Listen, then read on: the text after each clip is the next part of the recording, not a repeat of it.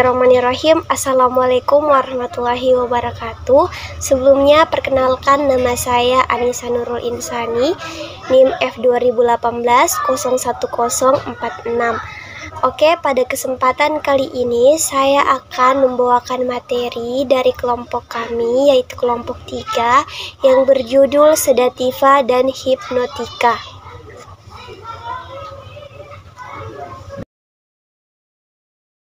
Oke, sebelum saya masuk pada materi, saya akan memperkenalkan kelompok saya, yaitu kelompok 3. Yang pertama ada saya sendiri, Anissa Nurul Insani, dan yang kedua Elsa Ayu, yang ketiga ada Shirley Merlinda, yang keempat Inun Febrianti, dan yang kelima Lisdayanti, dan yang keenam Intan Juwita. Langsung saja kita masuk pada materi, yaitu definisi dari sedativa dan hipnotika. Di mana definisi dari sedativa dan hipnotika adalah senyawa yang dapat menekan sistem saraf pusat sehingga menimbulkan efek sedasi lemah sampai tidur pulas. Dan di sini kita juga perlu ketahui apa sih definisi dari sedatif? Di mana sedatif itu adalah senyawa yang menimbulkan sedasi, yaitu suatu keadaan terjadinya penurunan kepekaan terhadap rangsangan dari luar karena ada penekanan sistem saraf pusat yang ringan. Dalam dosis besar, sedatif berfungsi sebagai hipnotika, yaitu dapat menyebabkan tidur pulas. Sedatif digunakan untuk menekankan kecemasan yang diakibatkan oleh ketegangan emosi dan tekanan kronik yang disebabkan oleh penyakit atau faktor fisiologis. Untuk menunjang pengobatan hipertensi, untuk mengontrol kejang, untuk menunjang anestetika sistemik. Oke, selanjutnya kita masuk pada mekanisme kerja. Secara umum, golongan sedatif hipnotika bekerja dengan mempengaruhi fungsi pengaktifan retikula, rangsangan pusat tidur, dan menghambat fungsi tidur, dan menghambat fungsi pusat arousal. Beberapa obat sedatif hipnotika seperti turunan alkohol, aldehid, karbamat, adalah senyawa yang berstruktur tidak spesifik dan kerjanya dipengaruhi oleh sifat kimia fisika. Meskipun strukturnya berbeda, tetapi pada umumnya dua gambaran umum yang sama, yaitu yang pertama mempunyai gugus yang dapat melibatkan ikatan hidrogen, dan yang kedua mempunyai gugus yang dapat menurunkan tetapan dielektrik air. Sedatif hipnotika yang banyak digunakan secara luas seperti barbiturat, benzodiazepin merupakan senyawa berstruktur spesifik dan kerjanya dipengaruhi oleh ikatan dan reseptor spesifik. Karena kerja sedativa sebagai anti kecemasan pada tingkat molekul masih belum diketahui secara penuh, tetapi dari percobaan diketahui bahwa sedatif hipnotika bekerja pada jalur katekolamin. Selanjutnya kita masuk pada hubungan struktur dan aktivitas. Dari penelitian Hans dan kawan-kawan diketahui bahwa ada hubungan parabolik antara perubahan struktur sedatif hipnotika, sifat lipofil, dan aktivitas penekanan sistem saraf pusat. Efek penekanan sistem saraf pusat yang ideal dicapai bila senyawa mempunyai nilai koefisien partisi oktalon atau air optimalnya 100 atau log 2. Oke, struktur sedatif dan hipnotika pada umumnya mengandung gugus-gugus, yaitu yang pertama ada gugus ionik yang sangat polar dengan nilai besar dengan pi besar. Contohnya gugus tersebut dapat dilihat pada tabel.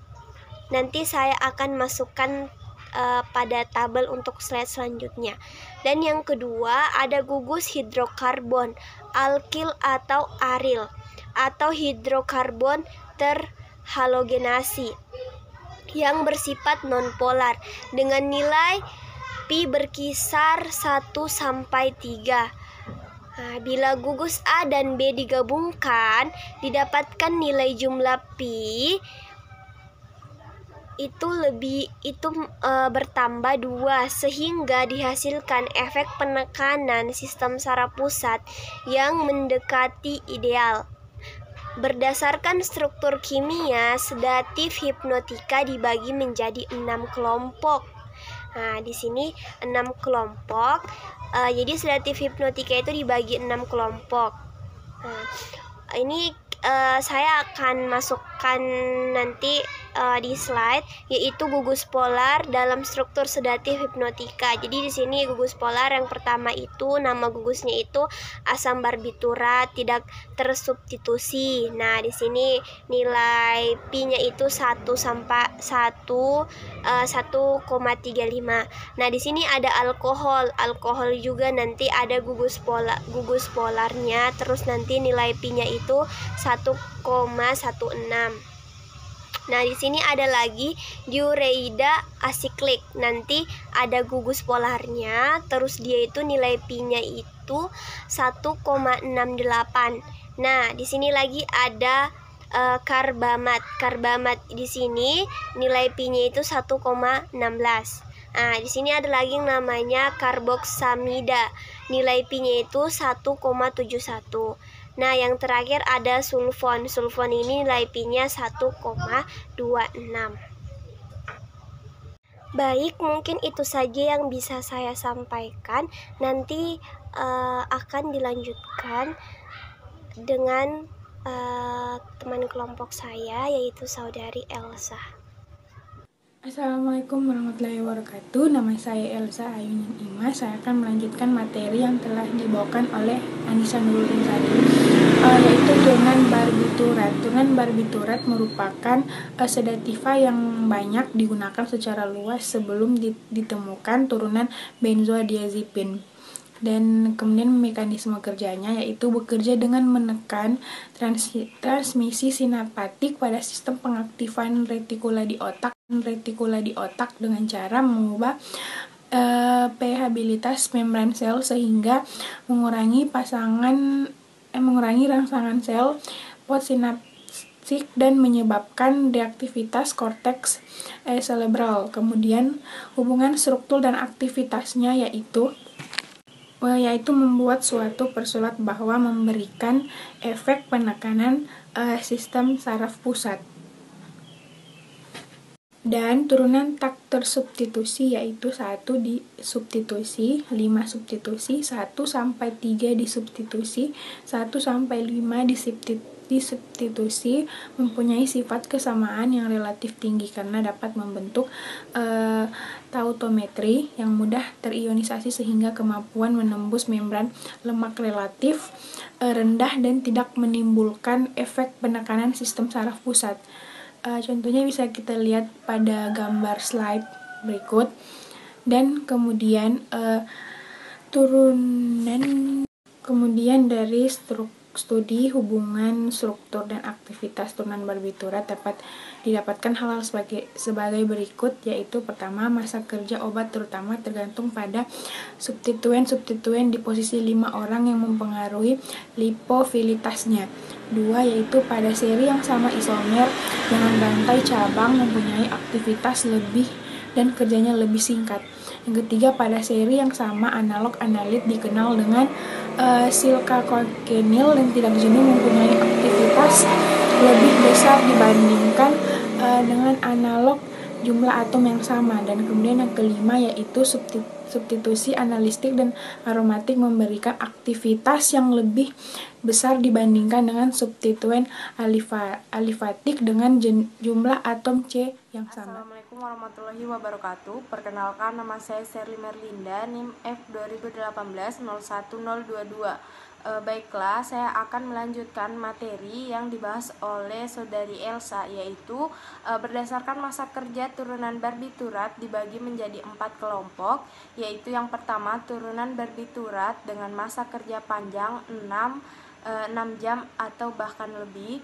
Contohnya itu barbital, mefobarbital, metarbital, dan fenobarbital. Kemudian yang kedua, turunan barbiturat dengan massa kerja sedang 3-6 jam. Contohnya itu amobarbital, aprobarbital, dan butabarbital.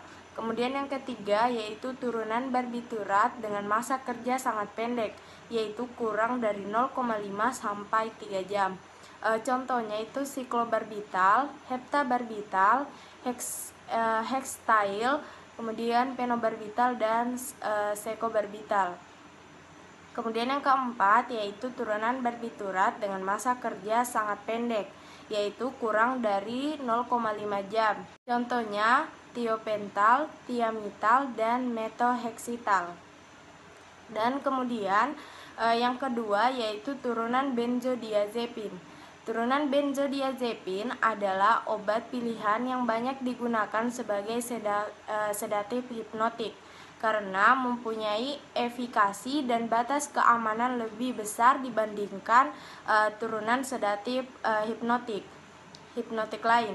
Antara lain menyangkut efek samping, pengembangan toleransi, ketergantungan obat, interaksi obat, dan kematian akibat kelebihan dosis. Kemudian mekanisme kerjanya, turunan benzodiazepin menekan transmisi sinaptik pada sistem pengaktifan retikula di otak dengan cara mengubah permeabilitas membran sel, sehingga mengurangi rangsangan sel postsinaptik dan terjadi deaktivasi korteks cerebral. Turunan benzodiazepin mengikat reseptor spesifik di organ antransmisi sinaptik GABA, yaitu dengan cara meningkatkan aliran klorida pada membran postsinaptik dan menurunkan pergantian norepinefrin, katekolamin, serotonin, dan lain-lain amin biogenik di otak. Dan turunan benzodiazepin dibagi menjadi dua kelompok, yaitu turunan 1,4 benzodiazepin sampai 4 oksida dan turunan 1,4 benzodiazepin 4 on. Yang pertama, turunan 1,4 benzodiazepin. Dari turunan ini hanya satu obat yang digunakan di klinik, yaitu chlordiazepoxide HCl. Kemudian terdapat strukturnya. Kemudian yang kedua, turunan 1,4 benzodiazepin 4 on. Turunan ini dapat digunakan sebagai yang pertama sedatif, yang kedua hipnotik, dan yang ketiga anti kejang. Baiklah, saya akan melanjutkan materi yang telah dibahas sebelumnya, yaitu hubungan struktur dan aktivitas. Modifikasi pada cincin struktur turunan ini dijelaskan sebagai berikut. Yang pertama, modifikasi pada cincin A. Pemasukan substituen penarik elektron seperti Cl, Br, F, Cf3, dan NO2 pada posisi 7 dapat meningkatkan aktivitas, sedangkan pemasukan gugus pendorong elektron pada posisi tersebut akan menurunkan aktivitas. Kemudian selanjutnya modifikasi pada cincin B. Nah, pemasukan gugus metil pada posisi 1 meningkatkan aktivitas. Selanjutnya pengganti atom O gugus hidrogen dengan 2 gugus diazepam menghasilkan senyawa medazepam yang aktivitasnya lebih rendah. Kemudian selanjutnya penggantian suatu atom hidrogen pada posisi 3 dengan gugus hidroksil akan meningkatkan kerja obat. Lalu penggantian gugus fenil pada posisi 5 dengan gugus sikloalkil atau heteroaromatik, kemudian selanjutnya penggabungan cincin aromatik pada posisi 1 dengan 2. Kemudian selanjutnya modifikasi pada cincin C. Substitusi gugus fluorin atau klorida pada orto cincin C akan meningkatkan aktivitas diantaranya yaitu yang pertama diazepam, selanjutnya oxazepam, medazepam, bromazepam, clobazam, fluorazepam, nitrazepam, flunitrazepam, midazolam, estazolam, triazolam, oxazolam, lorazepam, klorazepat, dan klorazepat dipotasiun. Nah, itulah tadi. Kemudian materi selanjutnya akan dibahas oleh teman saya. Terima kasih. Perkenalkan, nama saya Nur Febrianti. Saya akan melanjutkan materi dari Riki, yaitu turunan urea asiklik. Turunan asiklik adalah turunan urea dan monokarbosat dengan formula R sama dengan CONH2. Turunan asiklik digunakan untuk pengobatan kecemasan ketegangan saraf yang ringan. Bila turunan barbitur sudah tidak efektif, penggunaan jangka panjang tidak dianjurkan karena pada in vivo senyawa akan melepas bromida dan menyebabkan hiperbromida. Dosis untuk sedasi yaitu 250 sampai 500 mg. Kemudian dosis hipotonik yaitu 600 sampai 900 mg. Kemudian turunan alkohol. Alkohol alifatik mempunyai aktivitas sebagai antibakteri juga, mempunyai efek hipnotik. Kemudian hubungan struktur dan aktivitas. Pertama, aktivitas hipnotik akan meningkat dengan meningkatnya rantai atom C sampai jumlah atom C sama dengan 8. Kedua, adanya ikatan rangkap akan meningkatkan aktivitas dan toksisitas. Obat dan gugus etilen mempunyai aktivitas paling besar. Aktivitas alkohol tersier akan lebih besar dibanding alkohol sekunder, dan alkohol sekunder akan lebih besar dibanding alkohol primer. Kemudian, adanya percabangan akan memperbesar efek depresi. Kemudian, pemasukan gugus hidroksil cenderung menurunkan aktivitas dan toksisitas. Kemudian, penggantian atom hidrogen dan halogen akan meningkatkan aktivitas. Metanol tidak digunakan sebagai sedatif hipnotik karena akan menimbulkan kebutaan. Kemudian, dalam bentuk sebagai bir, anggur, brandy, dan whisky juga digunakan sebagai sedatif hipnotik. Tetapi karena cepat menimbulkan alkoholisme kronik yang hanya efektif bila digunakan dalam jumlah yang besar, penggunaan sebagai sedatif hipnotik tidak dianjurkan. Kemudian, turunan yang digunakan sebagai hipnotik hanya etklofinol. Walaupun dalam dosis yang besar, senyawa ini menyebabkan ketergantungan fisik. Etklovial mempunyai awal kerja yang cukup cepat dan masa kerja 5 jam. Dosis sedatifnya yaitu 100 sampai 500 mg. Assalamualaikum warahmatullahi wabarakatuh. Perkenalkan, nama saya Lisdayanti Porende.